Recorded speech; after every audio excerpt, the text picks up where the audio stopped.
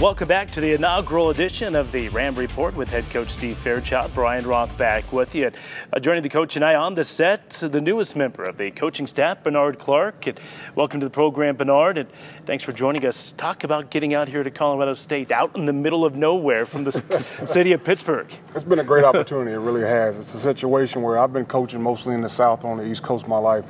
So it was an opportunity to come out here to the Midwest and do something totally different and be around some different environments. So it's been great. And what was the kind of the basis for making that decision? Say, hey, let's do something new. Well, the biggest basis was Coach Lubert coached me when I was a senior in college.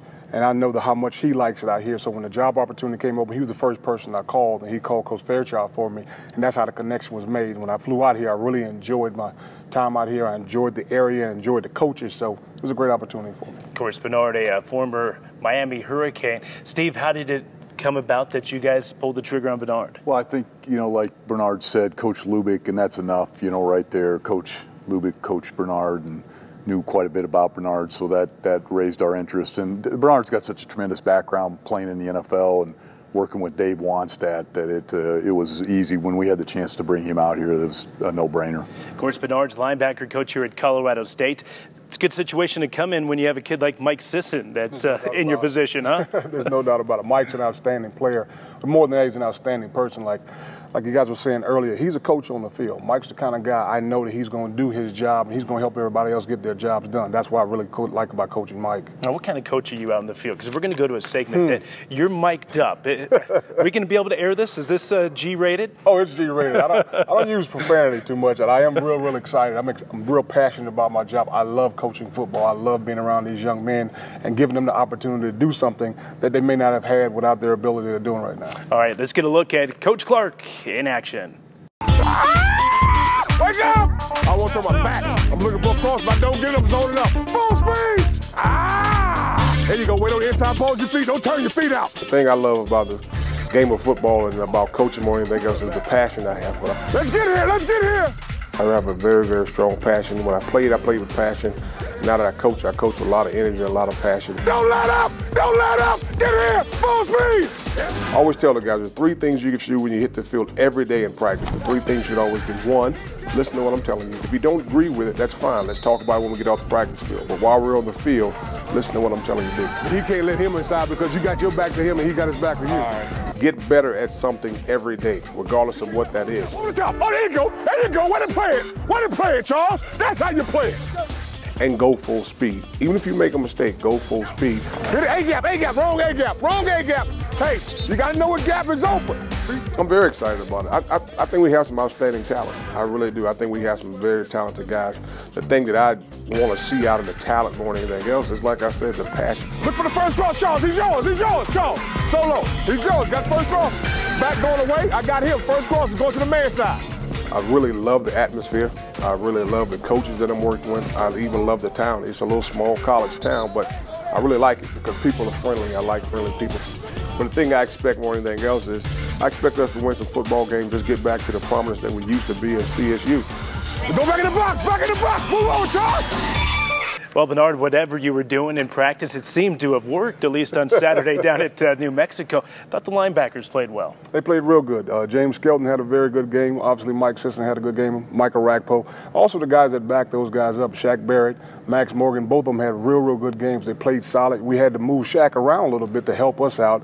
He moved the defensive end, helped us out, ended up getting one sack out of it. So he's a player that's going to definitely contribute throughout the years. But all five of the guys played very well. Yeah, expand on Barrett a little bit because he comes from Nebraska, Omaha. They disband their program, so he gets to come in immediately. But he played defensive end there. How's the adjustment going to linebacker? Well, they moved him to linebacker early because they play a 3-4 package. So they moved him inside, which was good for us because we play him in Mike linebacker. So he got a little bit used to playing inside. He played defensive end his entire high school career, though. That's why he's helping us out a little bit at defensive end right now, especially with Broderick going down, unfortunately, on Saturday. Shaq was able to step in and help us out right there. But, again, he's going to be an outstanding linebacker for us. Steve, you excited about the linebacking core this year? Oh, really good. And like Benard said, you knew the first three guys are going to play well, but when I saw Max Morgan and Shaq in there, you know, playing as well as they did, looking comfortable, that's a good thing. Yeah. Benard, thanks for joining us. Appreciate it. Absolutely. Not a problem at all. I really enjoyed it. Okay, it's Benard Clark, linebacker coach for Colorado State. And we say goodbye to head coach Steve Fairchild as well. Coming up, we'll shift gears. We'll talk some volleyball and CSU, perhaps the biggest win in program history. Stay with us.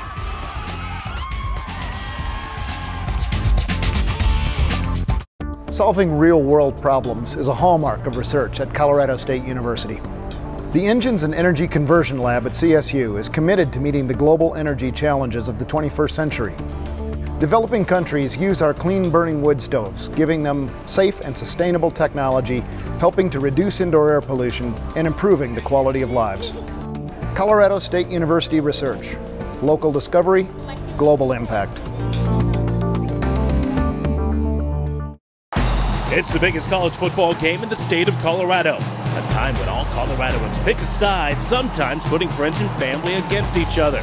It's the Cinch Chains Rocky Mountain Showdown, Colorado State versus Colorado. Invesco Field is the place to be Saturday, September 17th. Get your tickets now by calling 1-800-491-RAMS or visiting CSURAMS.com. Join the Ram Club to guarantee lower bowl seats as the Rams and Bucks, Saturday, September 17th in Denver. Be there. Colorado State University is committed to expanding access to education. Today, that includes online learning. CSU brings faculty and programs to students around the state and around the world. With flexibility to earn a degree online from a world-class university, and the ability to balance education with work and family. Learn more at succeedwithcsu.org. Colorado State season tickets are on sale now. Make your plans to be at Hughes Stadium for every exciting Rams home football game. This year's home schedule includes National Power, Boise State, and Front Range rivals, Air Force, and Wyoming. Purchase a sideline season ticket and get the Cinch Chains Rocky Mountain Showdown game versus CU for no additional charge. Call 1-800-491-RAMS or visit CSURAMS.com. Check out visitftcollins.com for lodging packages and make plans for a Fort Collins weekend. Well, one final segment here on the Ram Report, and we move from football to volleyball. And what an atmosphere at Moby Arena this past Saturday night. Tom Hilbert here to join us to talk about that and much more. Tom, congratulations. What a night. Yeah, it was pretty special. It was special not only because it was a great win, but the environment in Moby, I've never seen anything like it. Yeah, 6,700 fans. It was a whiteout, number 5 Nebraska in town. And boy, the first 2 sets, the Rams win it in 5 sets. You lose 25-12, 25-11. What were you thinking as you guys headed into intermission? Well, I was thinking, you know, we need to stop being such fans of Nebraska and start, you know, playing our game. And essentially that's what we talked to our players about. And, you know, the one thing that we do as well as anybody in the country is we do prepare, and we didn't play like we prepared. And I knew that, you know, if we put more service pressure on them and blocked a little better, that gives us our best chance to change not only the way we play, but the way Nebraska plays. And we were able to disrupt them a little bit, and they all of a sudden were human, and then we could beat them. Perhaps the best intermission speech you've ever given in your career. I mean, whatever you said, you know, whatever you said, it worked. Some magnificent speech. You know, Dr. Frank, our president, emailed me and said, I'd like to order 10 bottles or whatever you told him at halftime. And I'm like, you know, it really was just facts. This is what we need to do, and the players, I think, you know, made up their mind to go out and play better. Yeah. Izzy Gallia joining us as well, the libero for CSU. Did I get that right? Yeah, okay. Perfect. I'm just going to call you Izzy from now on. Just call me Izzy. What was the mindset of the players going into the intermission? And you guys hadn't played well. You have a huge crowd. I know you don't want to disappoint them. How did you guys turn it around? Well, I mean, we went into the locker room. I know I was upset. You know, everybody was, like, down a little bit. But then Tom went in. He was really calm, and Jesse was basically like, you guys got to improve in every area of the game, which we knew already. And then after we got in the court, we were just like, we really have nothing to lose, so let's just get it done. Yeah, winning set 3, and you guys did it fairly convincingly. Did that just kind of say to everybody on the team, hey, listen, we're fine. We can play with these guys. So, which took us to the 4th. Like, we can really do this now, and then 5th. So. Yeah. Tom, I know before the season you said you thought maybe people might be overvaluing the Rams. You're in the top 15, and you're picked to win the Mountain West Conference. Do you rethink that assessment after the win against Nebraska? Well, the rankings are a week-to-week thing, and we moved up, I think, to 13 or something like that this week. And I don't, this week we deserve a high ranking. But again, we got to play well week after week after week, so we can't let down. We're still the same team. We're still very human, and we've got to be consistent week in and week out. The reason we're winning is because we're playing the game at a pretty high level in a couple of areas, and those are areas that are very sensitive, and you got to keep doing it. Colorado State now 5-1 on the season. You had a match on Saturday, the day after Nebraska. Albany was in Moby Arena. Were you worried at all about a letdown? Absolutely, I was.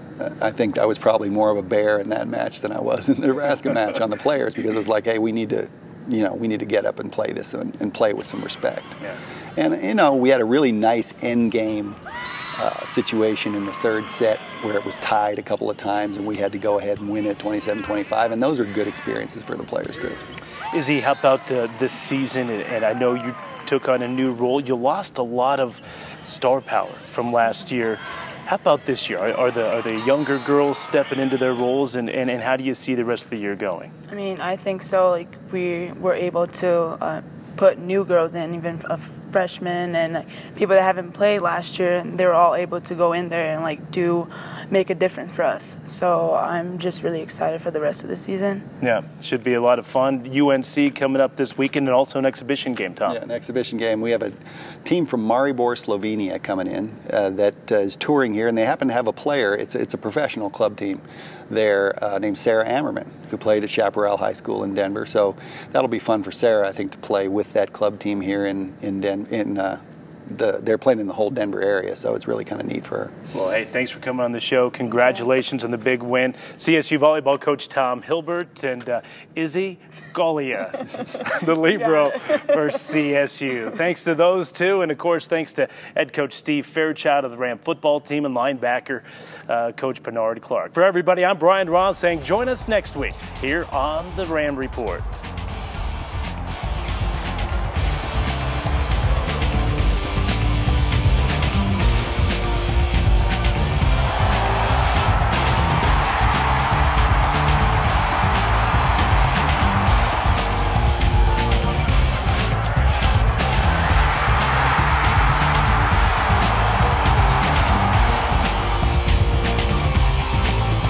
Thanks for joining us on the Ram Report with Steve Fairchild. Join us again next time for more Ram action.